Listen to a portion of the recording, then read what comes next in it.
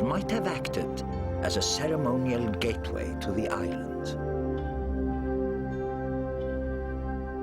The columns announced the majesty of their owner. Some were more than 7 meters tall, a magnificent entrance fit for a queen. Approaching sailors would have marveled at this grand entrance to the royal island. The gateway leads Goggio to suspect that the palace is near the center of the island. But in his attempts to find it, Goggio sometimes finds the unexpected. One day, I was diving alone on Antirodos Island, cleaning a granite block. I was hoping for a hint to indicate I was on the right track to discover the remains of Cleopatra's palace. The hieroglyphs on the block of stone reveal a coiled snake, reminding the explorer of the legendary serpent that ended the life of a 39-year-old queen. Even though it was not from the period of Cleopatra, I took it as a good omen for my search.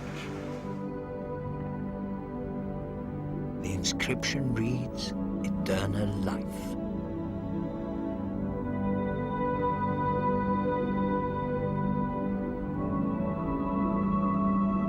Dozens of other blocks are soon found.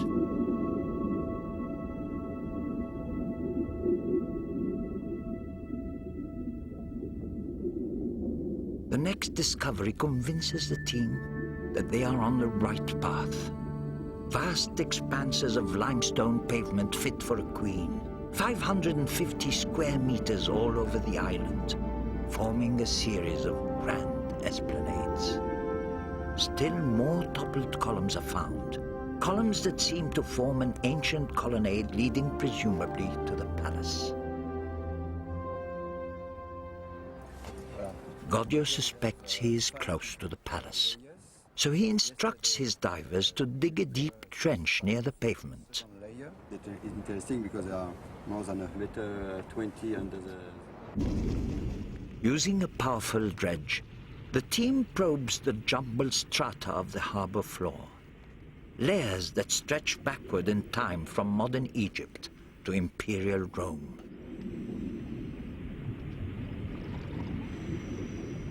It takes the team 3 weeks to reach the layer they're most interested in.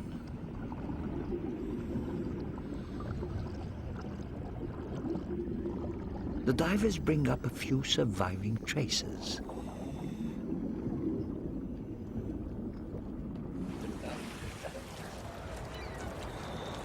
This layer that we found yesterday with this very fine ceramic date, we think, from the time of Cleopatra.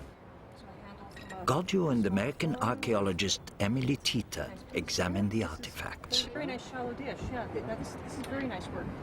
It's an unusual shape. It's very Pots and cups that may have been used by Cleopatra and her royal court. A miniature oil-burning lamp. This is... Now, this is quite different than what you've been finding before. It's in perfect condition. Meanwhile, another team of divers has made a remarkable discovery.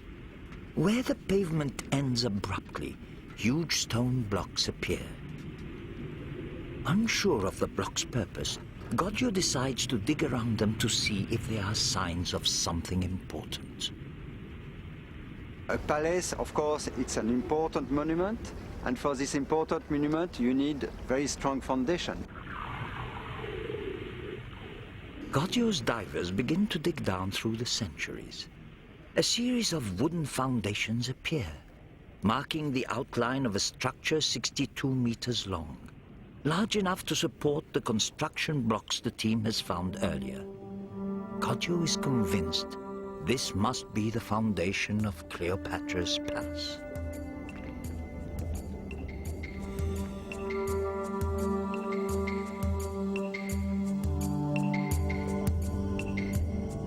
The dating of the wood indicates this structure was built 200 years before Cleopatra's birth. Goggio believes This is a palace Cleopatra inherited as queen.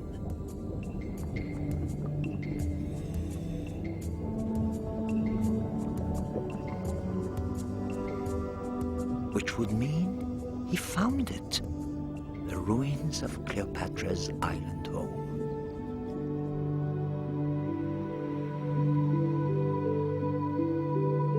We can suppose that she spent time on this palace when Julius Caesar came to Alexandria, or later on Mark Antony, of course. Classical art offers hints of the palace's appearance. Tall Greek columns erected in Egyptian soil. Billowing canopies providing shade for royalty. But what did the palace really look like?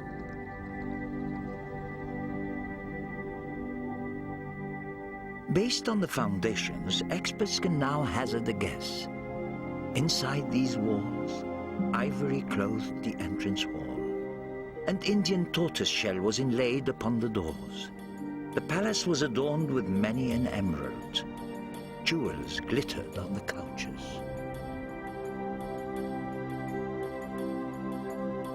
It was here, 2,000 years ago, that the queen of a once great nation tried to save her people from conquest. Cleopatra's love affairs with Julius Caesar and Mark Antony have become enduring legends. Two great warriors entranced by her royal beauty and dazzled by the wealth of her dynasty. I feel privileged to be able to touch pavement on which once Cleopatra walked. Gaudio has found the main building of Cleopatra's palace complex, but he knows that his search of the island is not over. His divers have discovered something unusual nearby, something that would take everyone by surprise.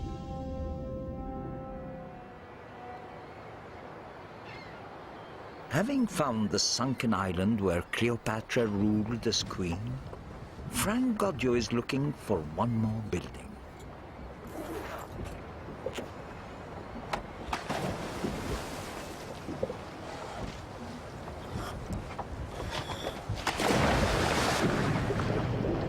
A shrine belonging to Cleopatra, her own personal temple. Divers have spent 2 years searching for it. Gaudio is convinced it's still there.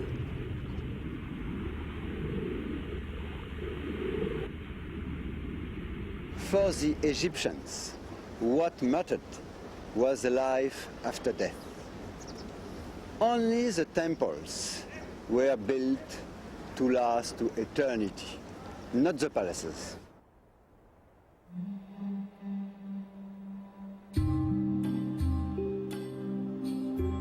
One temple, hundreds of kilometers to the south, still heralds Cleopatra's immortality. Here, her image merges with the goddess Isis.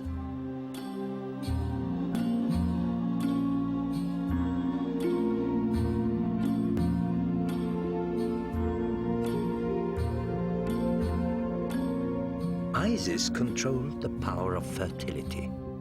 Women begged her blessings for their children. She controlled the annual flood of the Nile that was essential for a successful harvest.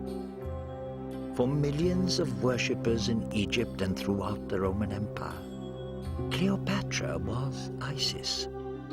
In religious processions, Queen Cleopatra dressed as the goddess herself.